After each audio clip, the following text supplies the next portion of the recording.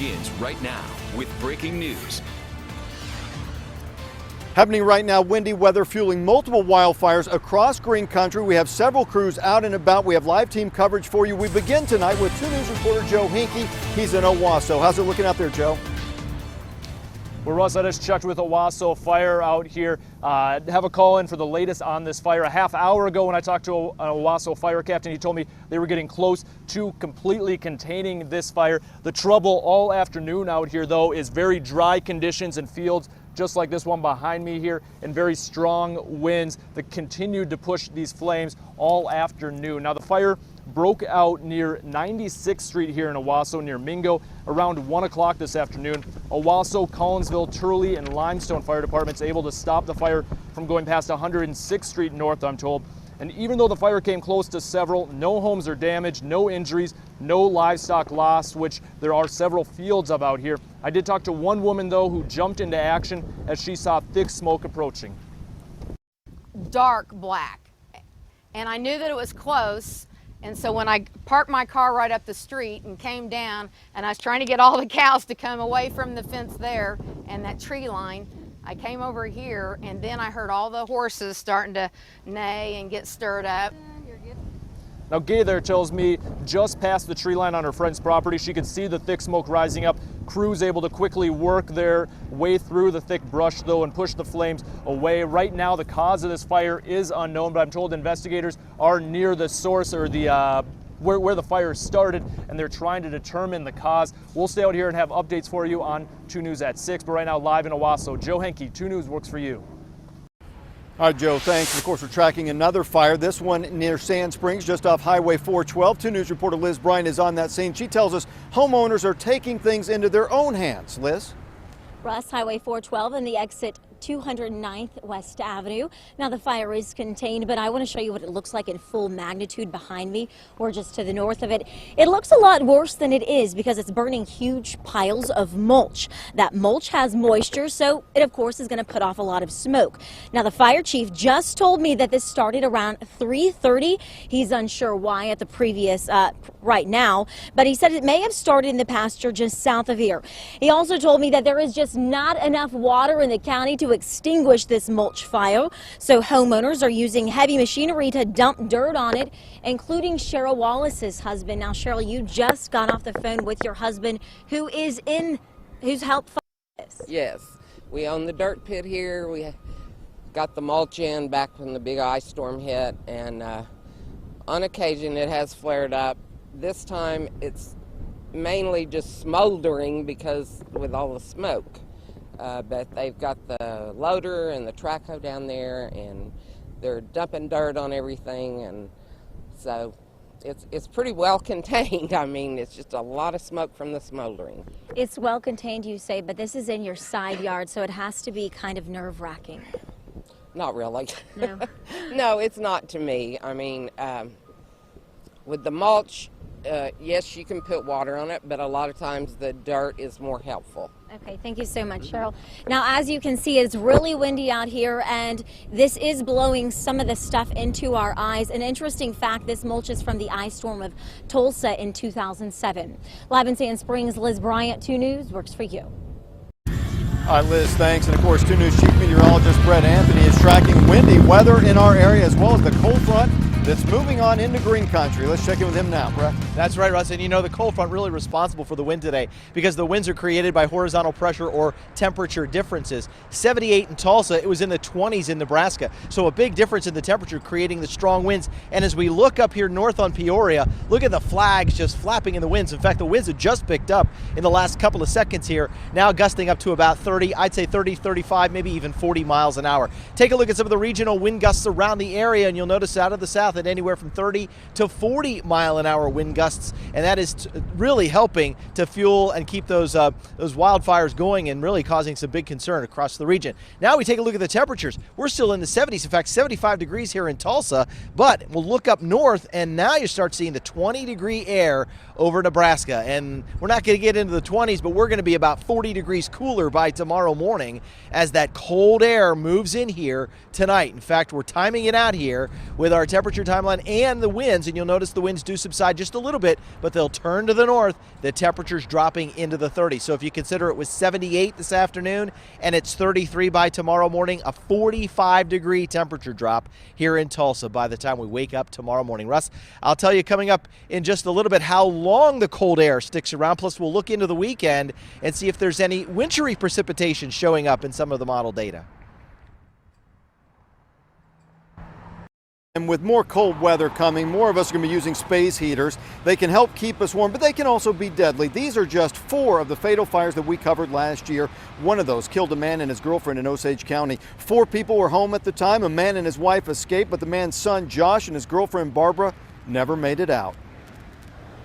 And I was beating on the trailer, telling the kids to come on, get out of there. And the windows started busting out, so I heard Barbara say, "Get me out of here," and then she started gasping for air. And I took off running down here to the property manager to wake them up to call 911. Well, sadly, fires like these are all too common this time of year. The National Fire Protection Association says that space heaters account for more than 80% of all home heating fire deaths. More than half of those deaths are caused by flammable material too close to the heater. That can be anything from bedding or clothes to unupholstered furniture. It's things to look out for if you're using a space heater. One thing we know for sure, when it turns cold, people will do what they can to stay warm, and that can be dangerous. But experts, like the folks at the fire station behind us here, tell us it doesn't have to be. Last December, a house fire in North Tulsa claims the life of an elderly woman. It happened in the early morning hours. Firefighters say the home had multiple space heaters and no working smoke detectors. Tells me my efficiency and basically how well the furnace is burning. Bill Bailey with Air Assurance says that when the weather turns cold, there are a number of preventative measures that people can take to stay safe. There are limits and safeties and other devices that's in the furnace itself that if they're not checked annually, there could be potential problems in the furnace itself. Today, he's performing a routine maintenance check on a home furnace. He says doing this before it turns cold could stop problems before they begin. You could have the silent killer, carbon monoxide. Carbon monoxide could be present at home, and without the proper detectors, sensors in the house, you're not going to know that. Space heaters are another concern. Newer space heaters are considered more safe than the older models, but you can't put them next to flammable materials such as drapes or furniture. And firefighters say some people even turn to industrial heaters. They say this is a real no-no inside a home or even a garage if left unattended. It's not meant for a place where somebody's going to be sleeping in all night, and because they put off a huge amount of carbon monoxide. Going in depth now, the Consumer Product Safety Commission believes that 12,000 fires a year are caused by space heaters. They suggest anyone using a space heater follow these safety guidelines. Keep flammable material at least 3 feet away from the heater. Make sure the plug fits in snugly to the outlet. If not, use a different outlet. Never run an electrical cord under rugs or carpet. They can overheat and burn. And finally, do not leave the heater unattended or sleep while it's on. Of course, in just a few minutes, we're going to check back in with Storm Shield Chief Meteorologist Brett Anthony. He's going to have so much more on the cold temperatures headed our way, because what a difference a day makes. Tomorrow it's going to be so much colder than it is right now. All right, we're following a developing story right now in Norman. A man is holding hostage in the Next Step office building. Here's a live picture. It's right off of I-35 by Robinson. Norman police have made contact with the suspect. There are no reports of injuries at this point. This hostage situation started about 1:15 this afternoon after people were seen running from that building. We will keep you posted on that situation as developments warrant. Well, new developments now in the case of a proposed casino in Broken Arrow. The 10th Circuit Court of Appeals overturned a Tulsa judge's decision that halted construction at that site back in 2012. Earlier today, the court ruled that the state of Oklahoma did not have grounds to sue tribal officials involved in the casino. Personally, don't think that this is the appropriate place, that a neighborhood by neighborhoods and schools and churches is not the appropriate place for a casino. The Kaileji Tribal Town's Red Clay Casino prompted a large backlash from neighborhood groups when it was announced in late 2011. New at 5, some big changes for the VA. The new director announced a plan today to make it easier for veterans to get the help they need. The announcement comes on the eve of Veterans Day and in wake of the scandal that saw some vets waiting more than a year for health care and other services. we have an opportunity to not only right the wrongs that have occurred, but to lengthen our lead in areas where we've already excelled, to take the lead in service delivery.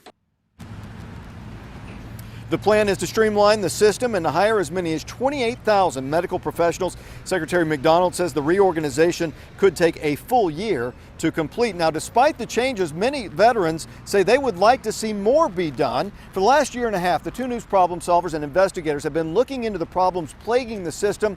2 News investigator Marla Carter has more now on what veterans say they would like to see happen. All in all, veterans say any changes to help them get assistance and to improve health care is a good thing. But one veteran we talked to would like to see more. Back in September, we told you about veteran Sephora Pendleton. She lost her unborn son after the VA denied recommended medical procedures. Since losing her son 6 months ago, she's been fighting for reform ever since. She wants the people who denied her procedure to be held accountable. While she's glad to hear about the reorganization, she says more still needs to be done. The way the system is set up now, yes, they're taking out some of the top people, but I'm hoping that that will trickle down and they will get some of the people that are local that need to be removed. The Inspector General is also investigating Sephora's case. The 2 News investigators will be sure to let you know about those findings once they're released. Marla Carter, 2 News works for you. All right, Marla, thanks. And of course, Veterans Day is tomorrow. Let's check in now with 2 News anchor Karen Larson. She's watching the roads on the evening commute home. How's it looking out there on this Monday evening, Karen? Really not too bad for this hour of the day. Russ, taking a look around town right now for you. We do have 4 different traffic accidents happening. For those of you who are planning to head out to the Memorial Hill, or Woodland Hills, I should say, the mall area, you want to watch out for the traffic accident that's happening at 71st and Memorial right now. Other than that, normal slow and go in the area highways. For a complete look at your daily commute, check out 2 News Today each weekday morning at 5 a.m. All right, Karen, thanks. We're continuing to follow breaking news at this hour. Large grass fires covering a large portion of Green Country. We're going to continue to track the very latest for you on that. Plus, laundry pod dangers. We've told you before about kids mistaking them for candy. Next at 5, the changes manufacturers are making to make sure it doesn't happen. And the cold air getting closer by the minute. We'll have the latest up-to-the-minute timeline of the cold air's arrival in your Storm Shield forecast.